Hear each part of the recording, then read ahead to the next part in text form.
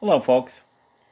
The Jubilee band in the Rolex Tudor community is making quite a bit of a comeback, which really surprises me, even though I've always loved the Jubilee on my GMT and even on some of my vintage subs. The resurgence is quite a little bit surprising because as soon as you put a Jubilee on a watch, it definitely gives that vintage vibe, and it seems like most people are looking for a modern rendition of most watches. So I think it's pretty cool, but I'm a little bit surprised that the Jubilee has made a pretty respectable comeback. So much so that if you now want to fit an aftermarket Jubilee to your Tudor Black Bay, which, the Tudor Black Bay released in 2012 all the way up to current, you have now two solid aftermarket choices. And one is the Uncle Seiko Jubilee, and the other is the Forstner's. Now, Forstner's has a little bit of interesting link tied in with Rolex in the past, and that is Forstner's themselves started in 1920. It was started in New Jersey by William Forstner, and in 1960.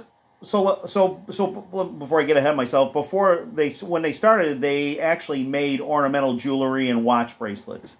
So about in 1963, Forstner was acquired by Jacoby-Bender, which is known as JB, and also JB Champion. Now the question is, where I'm a little bit vague on my history is JB Champion a name for some other product line? I don't know. I'm just from what I've researched so far. But getting back to Forstner, now Forstner Jacob-Bender went out of business, and I want to say it was it was a result of a lengthy bankruptcy. By the way, I'm not sure if it was like the early 2000s that they went out of business or the late 90s, but they have returned in the form of Forstner again. So it was Forstner. Then Jacoby-Bender bought them in 1963, and now it's back to Forstner brand name.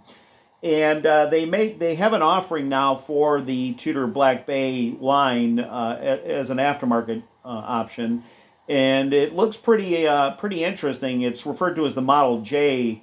And why I say there's a little bit of historical significance, if you want, it depends how you look at it, because it's really, I don't know how much of owners or who owns the company, but the name actually ties in back with the 1960s and 1970s Rolexes in the United States.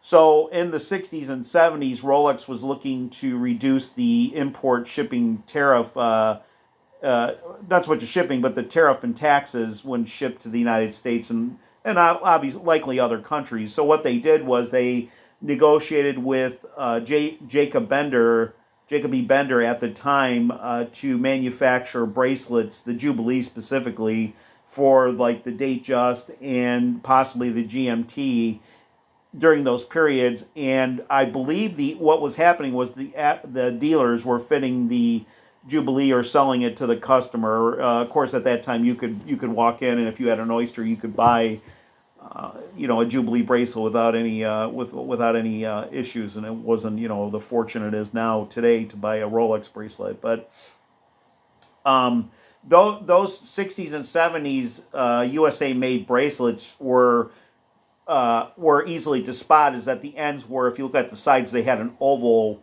instead of like a D-link or a folded like the Swiss, the actual bracelet manufacturer, the way it was built. So it also, in the 60s and 70s, unlike the folded Swiss version of the era, which was referred to as the model 6251H. Now that model actually didn't have, in the late 50s and 60s, you didn't even have a model number stamped on that Swiss version, but it's identifiable by the folds. I have some videos covering it if you want to look it up on my channel. So that's later was referenced to 6251H, and that ran till about 1975-76, and was replaced by adding a 0 to the number, so it's 62510H, and that model had solid ends that were shaped like a D when you look at them, kind of like that's why they refer to as a D-link. So the centers were still hollow, but the ends were a little bit more similar to the Jacoby-Bender USA made, often referred to as the JB Champion oval Jubilee.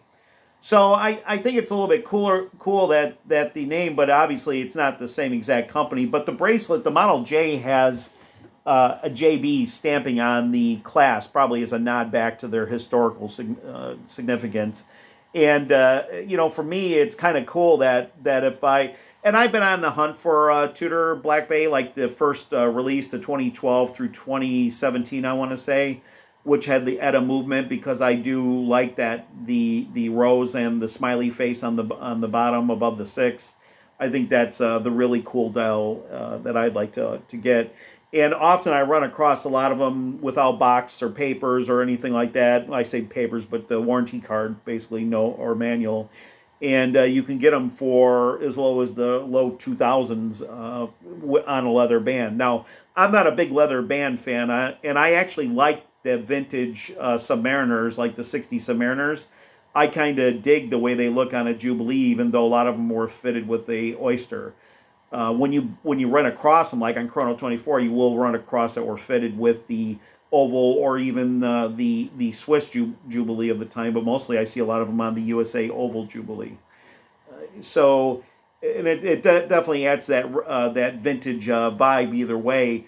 When you put it on the Tudor Black Bay, it even makes it more vintage looking, because the Tudor Black Bay, it harks back to the 1950s Submariners that were built by both Tudor and Rolex that had no crown guards. And so with the Jubilee, it just adds that higher degree of vintage vibe to it. And I just dig the Jubilee. I think it's just an awesome looking bracelet, and it's so comfortable.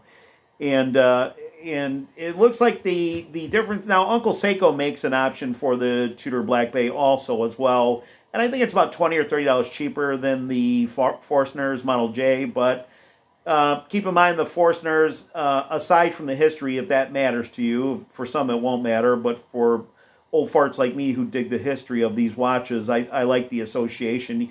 Even though I'm not sure who owns the brand now, as it returned back in 2018, 2019 under the Forstner name. And the association with Jacoby-Bender is still there also within the company. It even says so if you go to their website on their history page. So it's all tied in.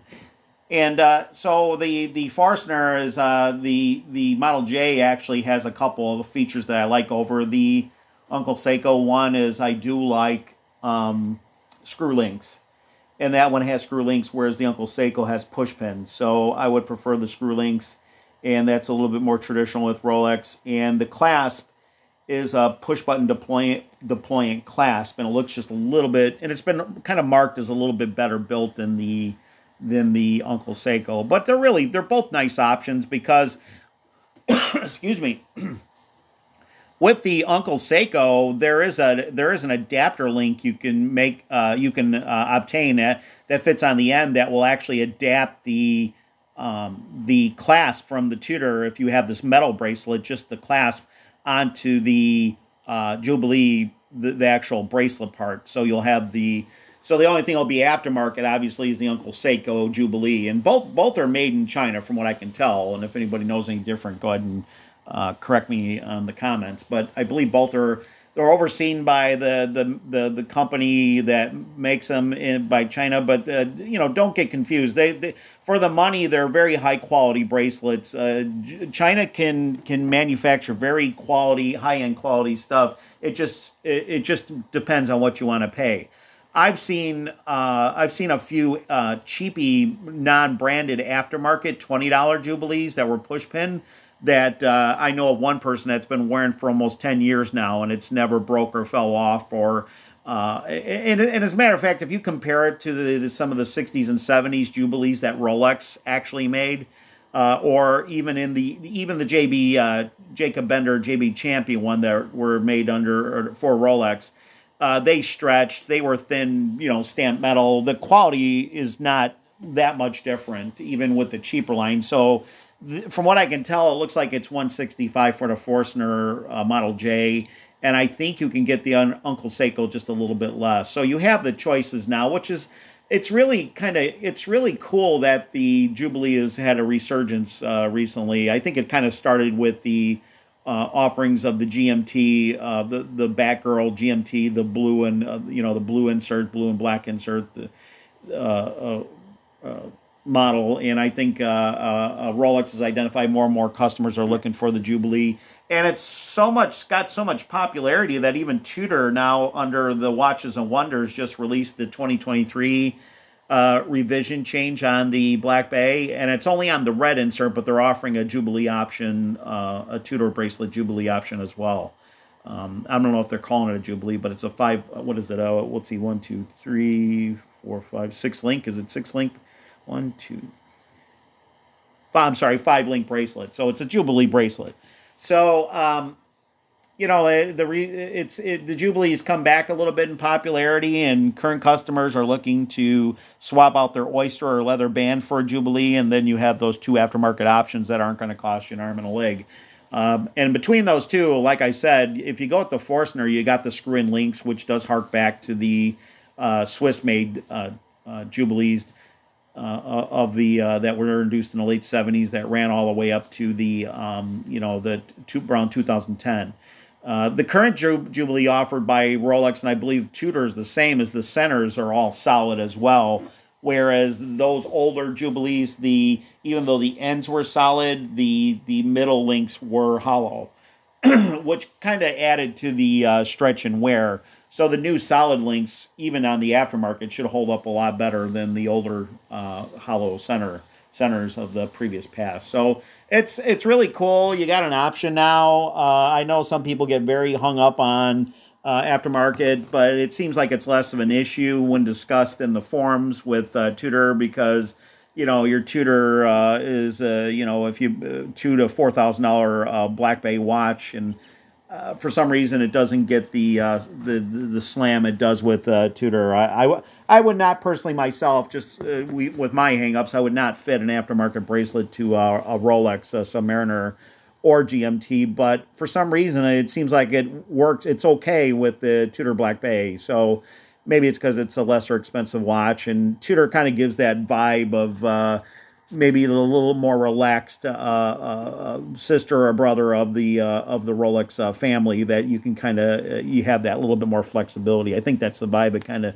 spits off, and that's kind of in their design philosophy, because they're kind of throwing against the wall what sticks, and they've done that in the past with the Hydro Conquest, which was kind of a goofy model, but I think they were trying to differentiate themselves even in the late 90s and early 2000s, and so much so they ended up leaving the U.S. market. And then when they came back in 2012 with the Black Bay, it was a slam dunk hit, and now you're seeing all this resurgence of vintage coming back, modern vintage. So they're modern interpretations of the past, which is pretty sweet. It's pretty cool, and it's pretty nice to have these 2 options, and I think they're 2 solid options right now.